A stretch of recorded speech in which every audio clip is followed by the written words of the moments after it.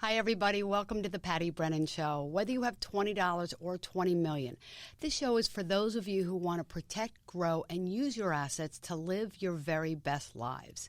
Hey, everybody. I got Tim back. Tim Seifert from Lincoln Financial is joining us again because the prior podcast with Tim was so invigorating and so interesting, and he has so much to offer. So, Tim, thank you so much for joining us again. It's great to be back, Patti. Here we go again. You know, you have those dates on your calendar. Yeah. And here comes another one. Here comes another one. Oh my goodness.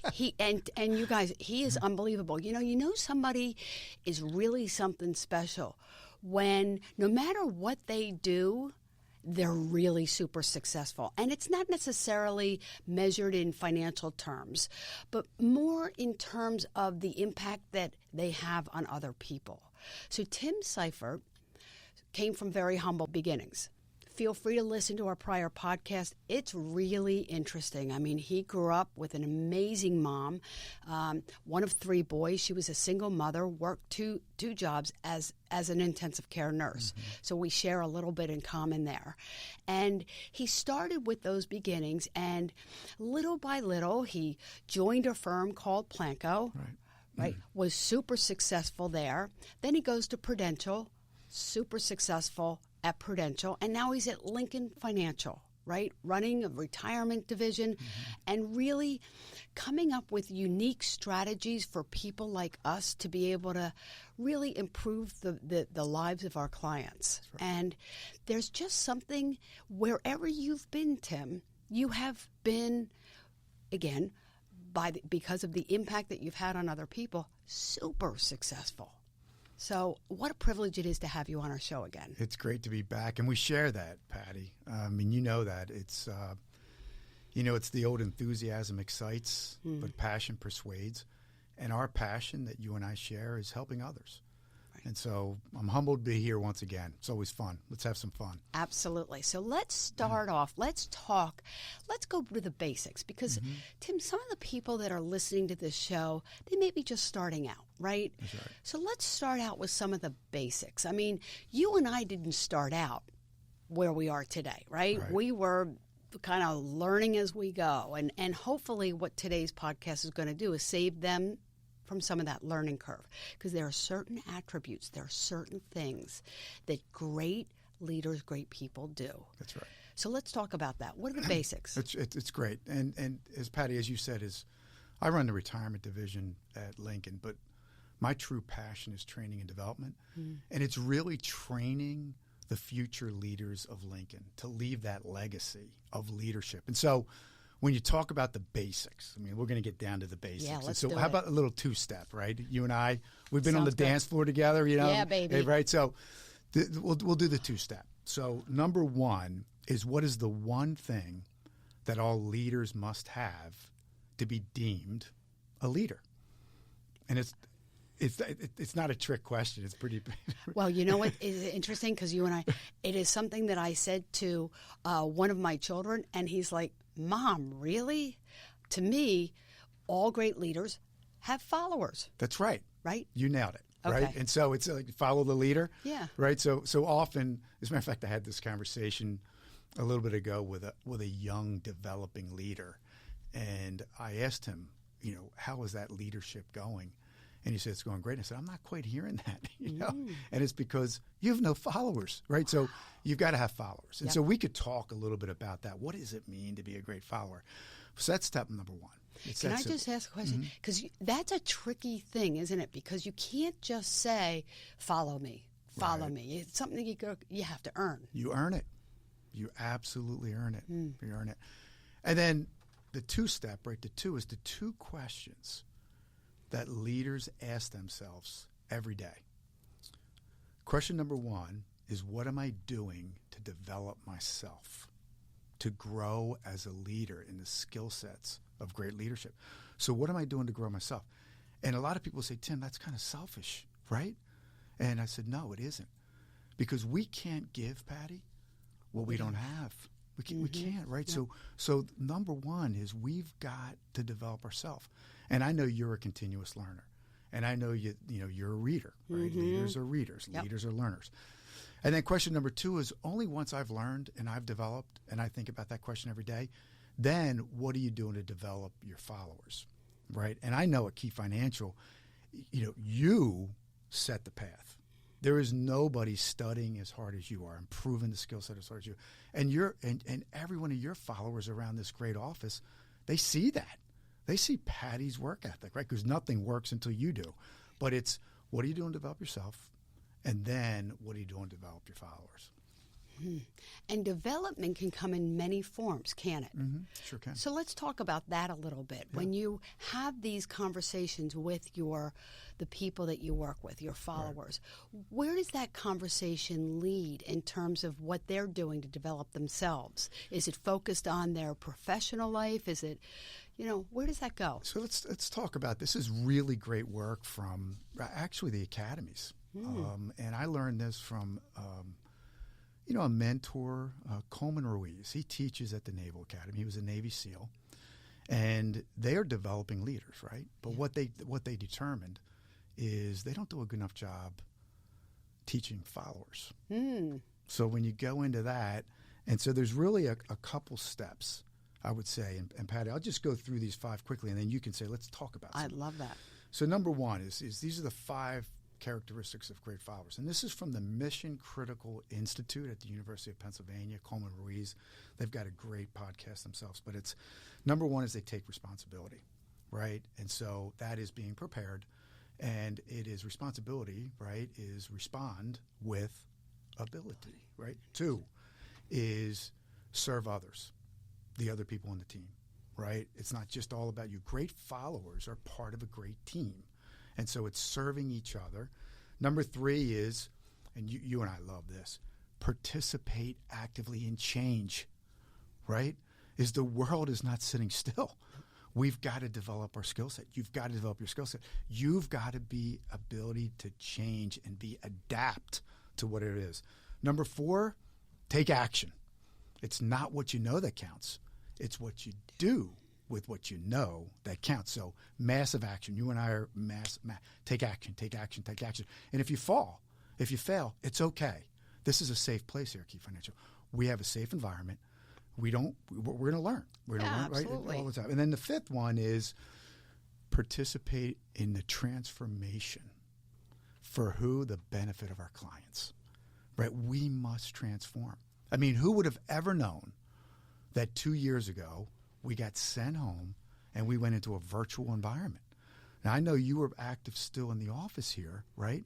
But all of a sudden we had to change, and we've got to meet our clients where they want to be met, not where we think they want to be met.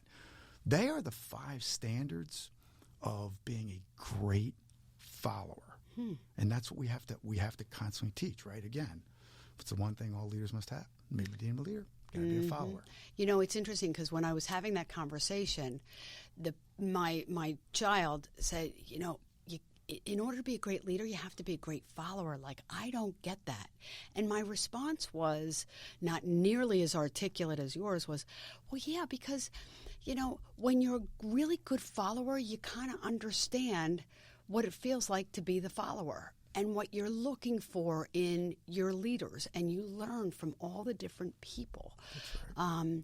And I love that responsibility, because that just says it all. And the ability to kind of take it all in, to take responsibility, and to work on getting better.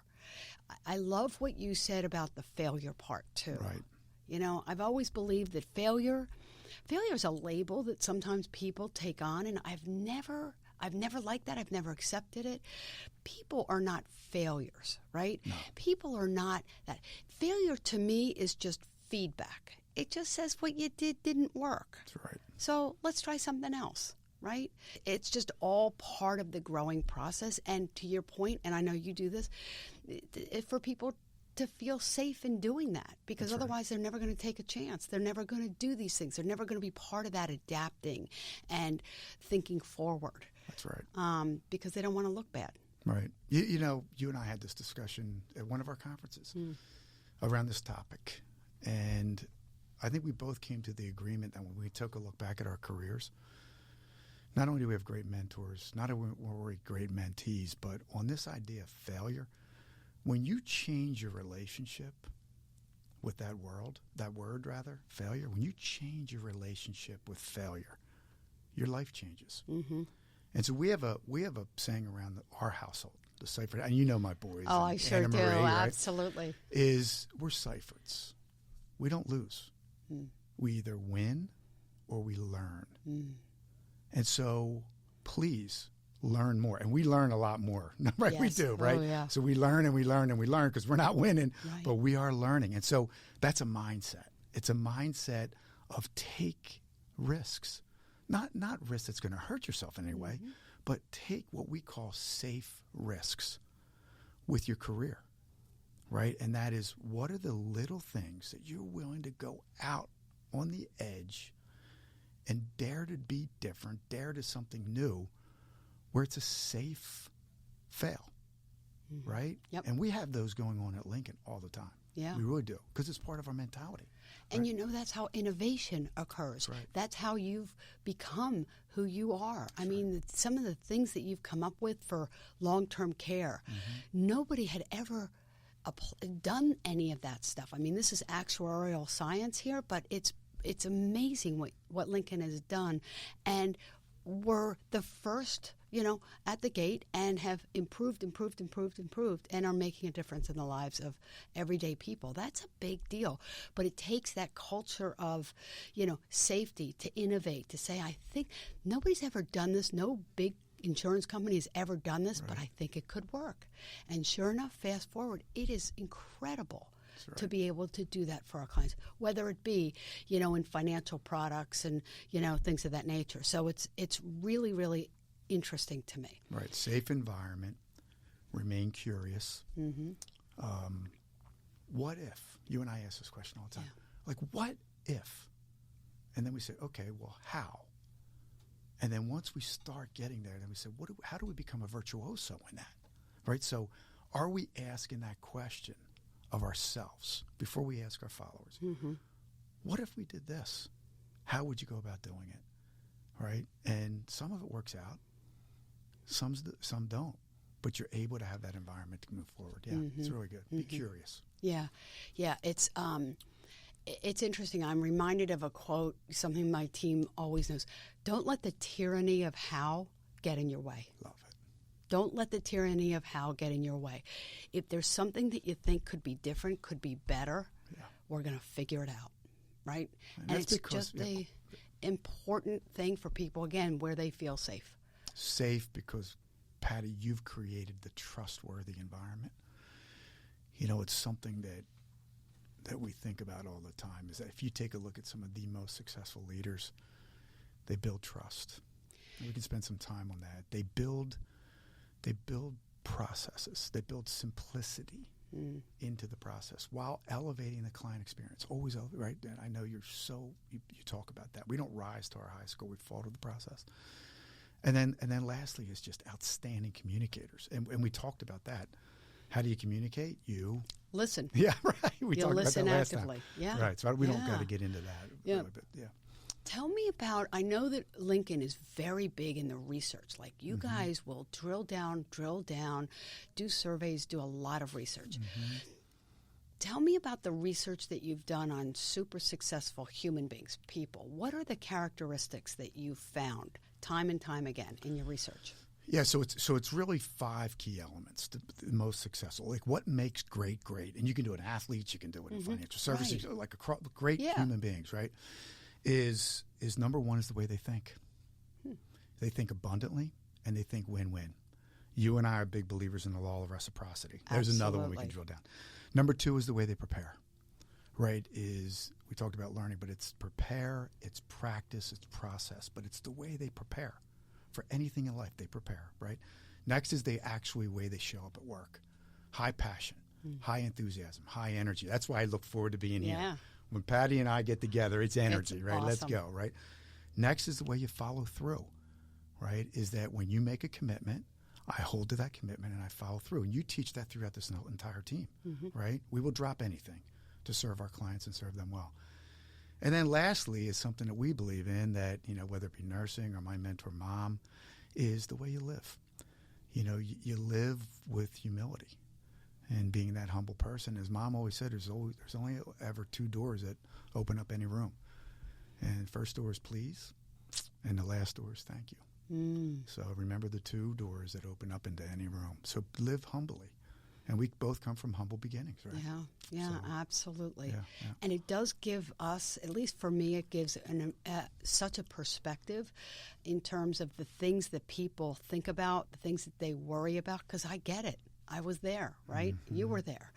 Mm-hmm. And we as we've had our families and our kids have grown up, some of that stuff never leaves, right? No, it doesn't. So it's to understand the human element of things. It's not about people's money. It's about their lives and to live their best lives. And that's. Can I give another mom? Can I give another Barb? Yeah, tell me. I know your customer cares. I'm drawing a blank on it, but it's your client concierge, your service answers. But you care.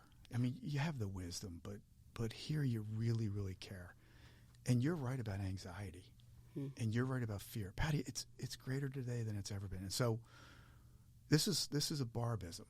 And she said, and again, it changed my relationship with the thought, and that is the presence of anxiety is unavoidable. Everybody's going to have anxiety. You and I talked about being a young mother in the business, and I can't wait to have you at Lincoln to talk to our people, our young people. But it's the presence of anxiety is unavoidable. The prison of anxiety is a choice. It's your choice. So I was going through a really tough time, and Mom reminded me of the quote, because we all go through tough days. We all have a hard day. Absolutely. And so I said, Mom, how do you get out of prison? And she goes, you have to remain calm. And I said, well, that's easy. What do you mean? She goes, no, Tim. It's not actually calm. It's C-A-L-M. C, count your blessings. You and I are big attitude of gratitude. You start a day with gratitude of count your blessings.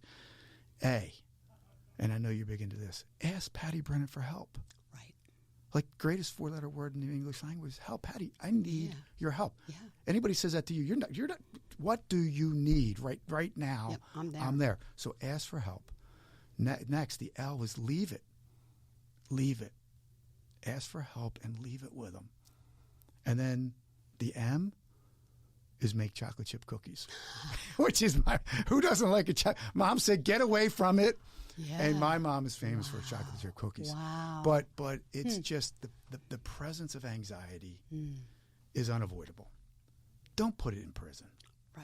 Right. Don't put it in prison. Right. So it's really great stuff. Wow. Right. That is so Isn't it powerful. Powerful.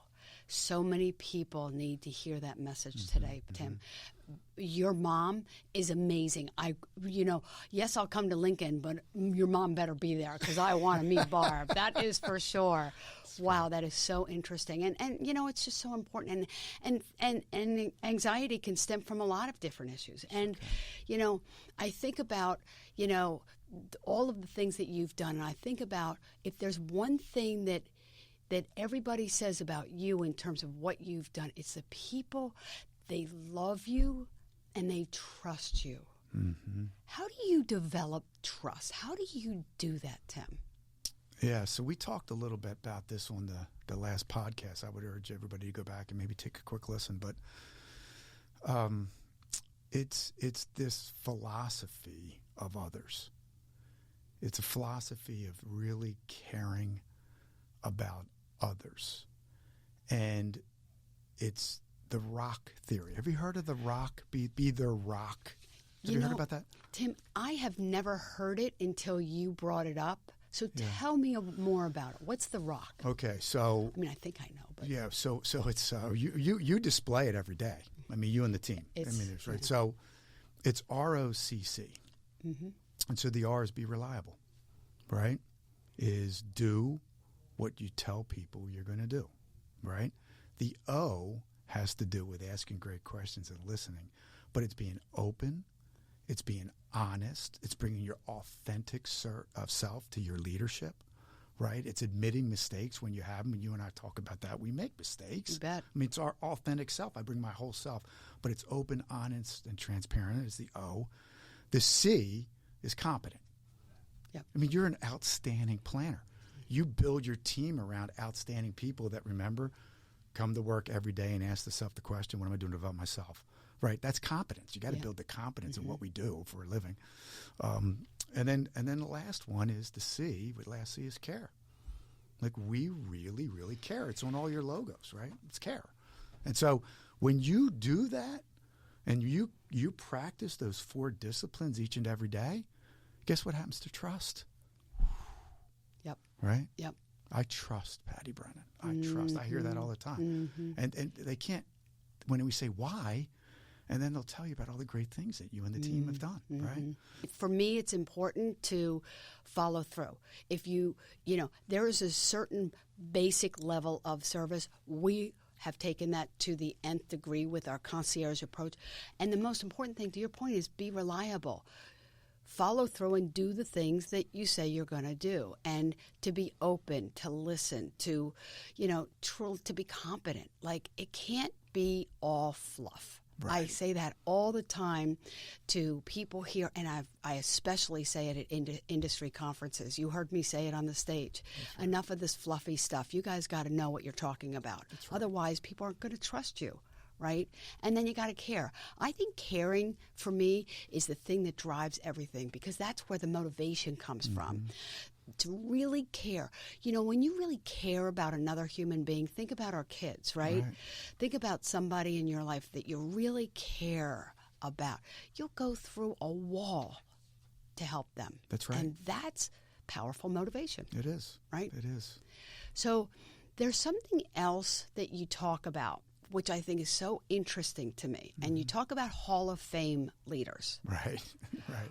What's Hall of Fame leaders? What's that all about? So it's HOF. Okay. Right? Yep. Hall of Famer. So, I mean, we all have those leaders in our lives, and I am so big in being a mentor. I'm big in my mentors. I am honored to be a mentor. I'm a mentee. And so when I think about those people who are most influential in my life, and there's so many of them, is they provided a young kid from Norristown with hope. Number one is hope, right?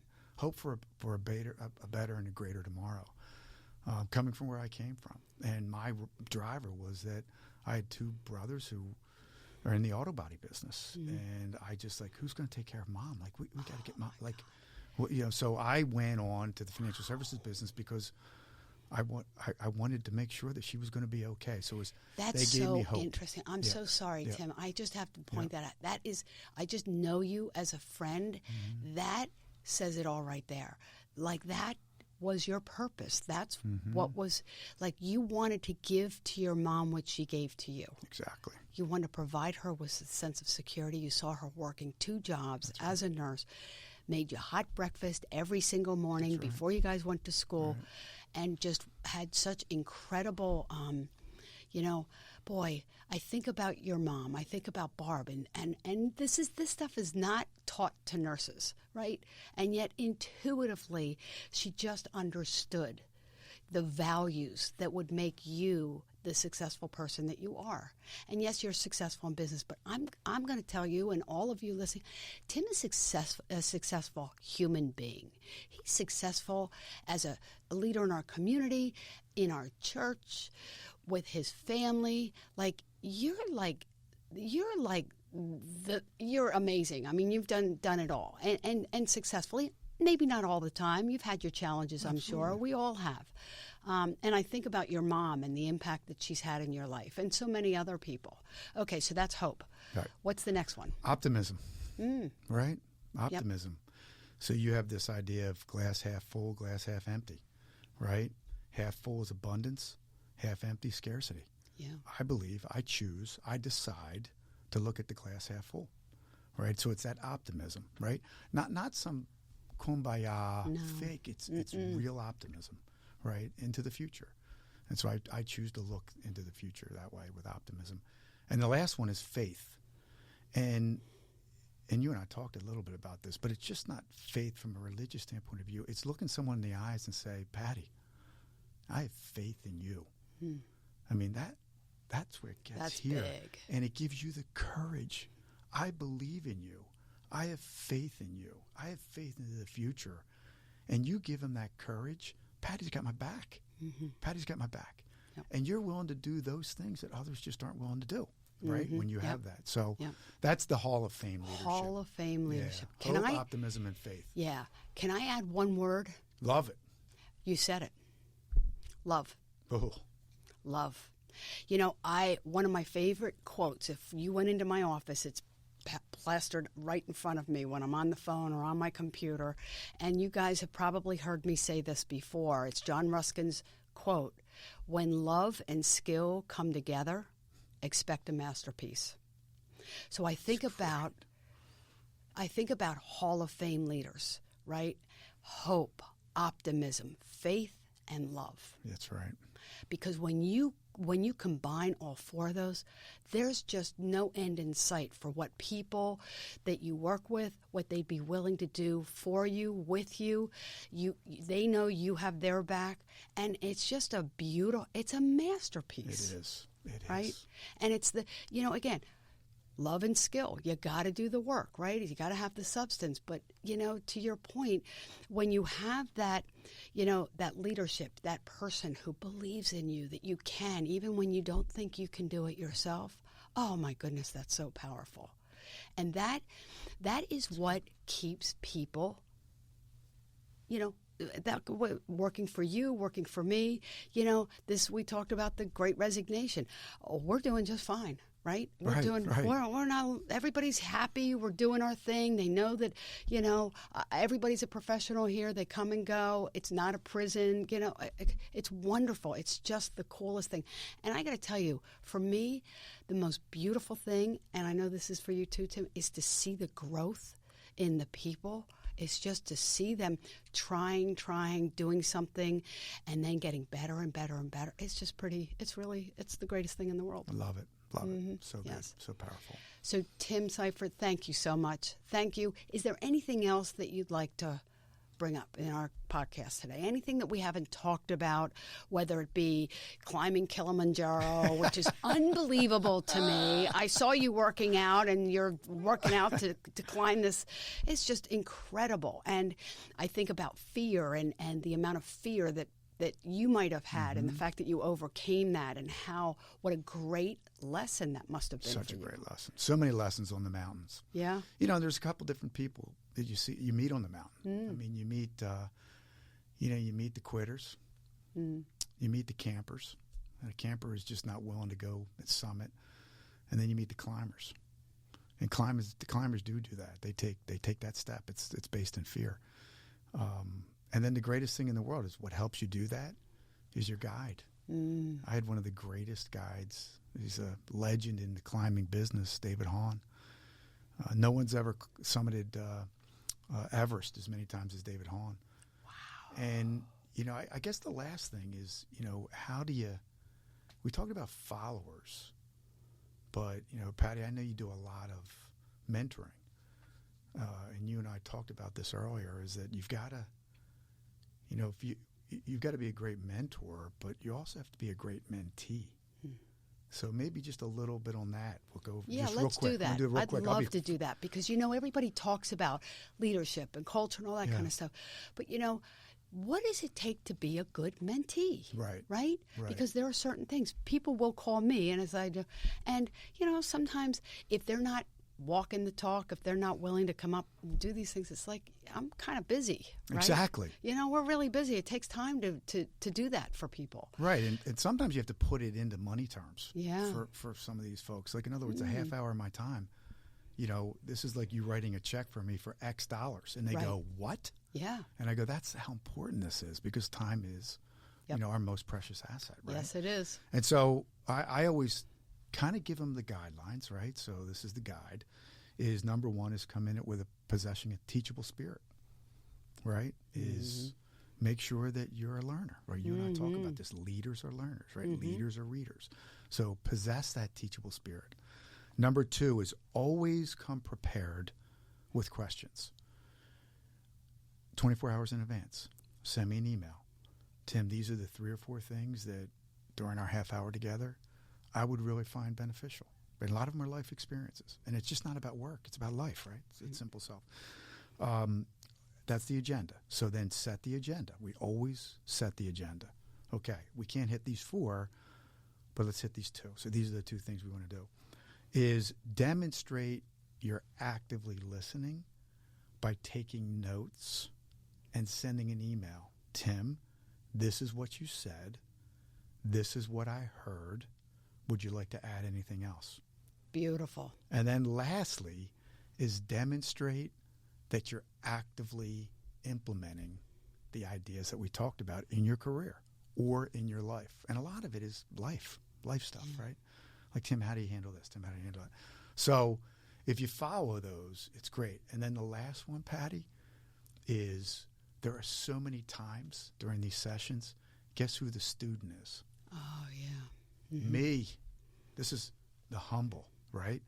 Is I want to learn. And a lot of them are younger than me, because I'm an old guy like him right now, but is technology. Yeah. And some of these skill sets and these apps and building life, simplicity into my life, they teach me. And I always ask, how do we make Lincoln better? How do we make the situation better? Give me guidance. And they're like, Tim, you want me to make a recommendation to you? And I'm like, yes, please. I'm a learner. I'm the student. You're now the professor, right? Teach me. So when you put that 5 to 6 characteristics into it, that's a great session. That's powerful. That is powerful. And again, going back to something you said earlier, that's win-win. That's right. You're both winning. That's fantastic. And you're listening to it and you're, taking it all in. That's fantastic. Fantastic stuff. Thank you so much for that, Pleasure. Tim. I'm going to implement that one. We're going to get the transcript. I'm going to highlight that part. Definitely. So you've taught me so much over our friendship, over, the 25 years that I've known you. And boy, did I learn a lot today. So thank you for that, Tim. Thank you. And thanks to all of you for joining us today. I hope you got as much out of it as I do. Tim Seifert is phenomenal. He is so well-versed on so many subjects. It was hard to choose which ones we were going to talk about today.